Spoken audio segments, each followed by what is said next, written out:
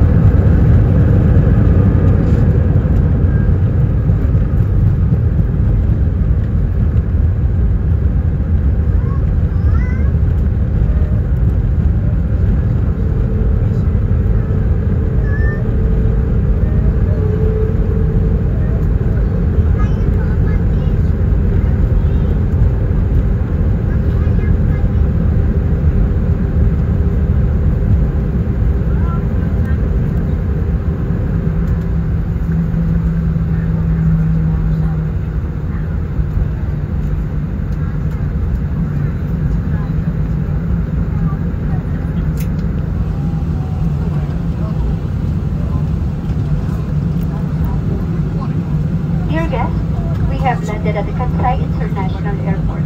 The local time now is 41 minutes past the hour of 2 in the afternoon. For safety, please remain seated until the seatbelt sign is switched off.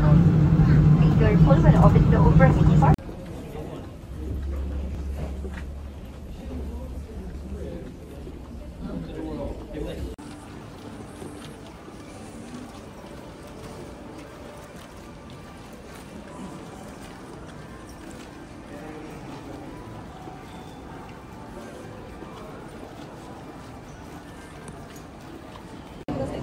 Matindi dito eh.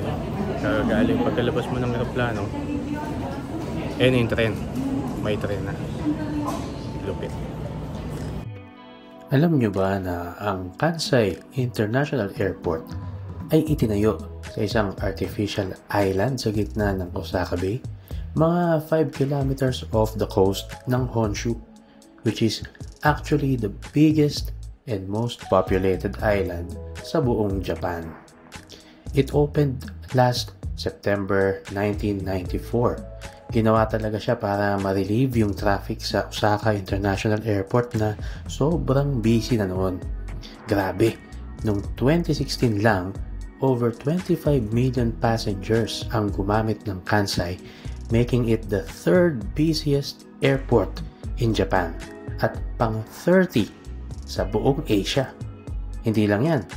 More than 800,000 tons of freight ang na-handle nila that same year. Mostly international shipments. Isa rin sa mga highlights ng Kansai ay ang Terminal 1 building. Super iconic at high-tech na design pa ni Renzo Piano, isang sikat na Italian architect.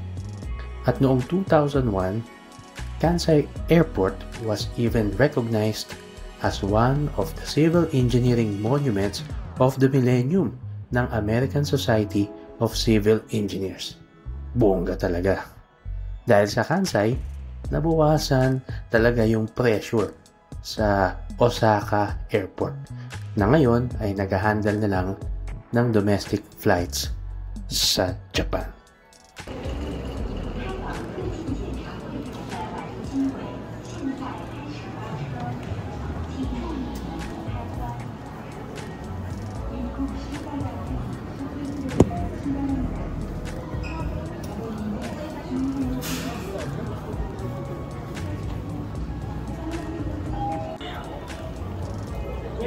nung college kami, pinag-aaralan lang namin tong airport na to eh.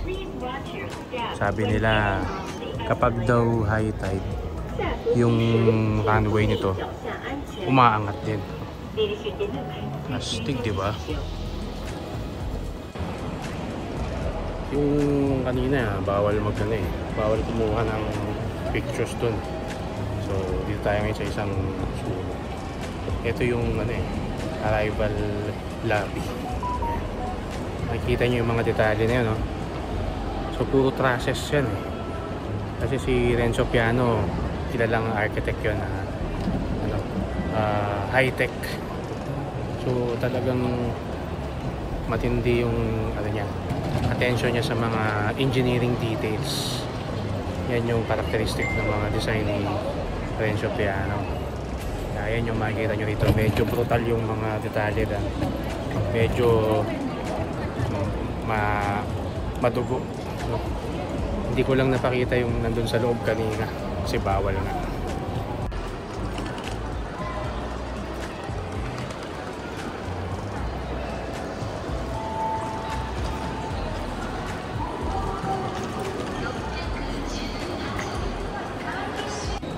Hahanga ka kasi nga nilagay nila to sa ibabaw ng dagat. So yung laki-laking airport na to eh kinonekta nila sa lupa, nag-reclaim sila. Tapos interesting, no? Meron na siyang train papunta dito sa arrival. Paglabas ng terminal, ito na. Meron kang option, pupunta ka sa ferry kasi nga dagat, di ba? Sakay ka ng bus. Eh kami, magte-train kami. Kaya tinatanong namin kung paano kumuha ng JR Pass. Luwag oh. Yan ang airport, di ba? Maayos. Sana all. Hindi siya kasing ano, kasing bongga nung sa Singapore yung Changi Airport. Pero talagang true to its ano talaga to. Airport talaga to eh. Utilitarian talaga eh. Kaya talagang astig yung datingan talaga. Hapon eh. So organized.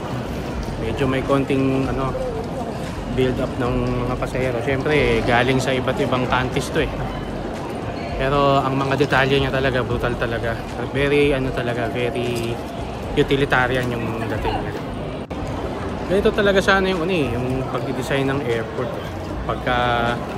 Pagkababa mo ng eroplano, meron ka na dapat access sa public transport.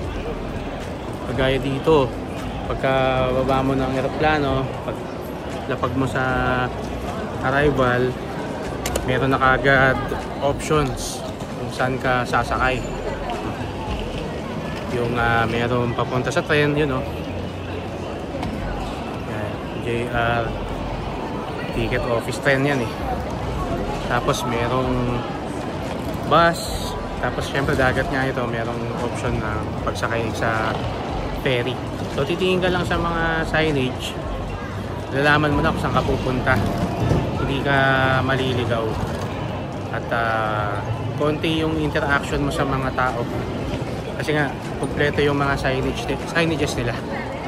Kaya approve na approve itong design ng airport na to, itong Kansai Airport.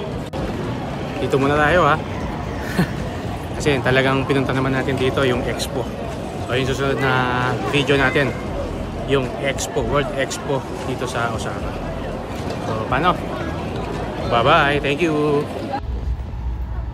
Ayun, mula sa airport tatawid kami ng tren, dagat yan.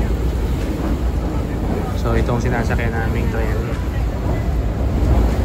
tumatawid ng dagat. Saan ka pa?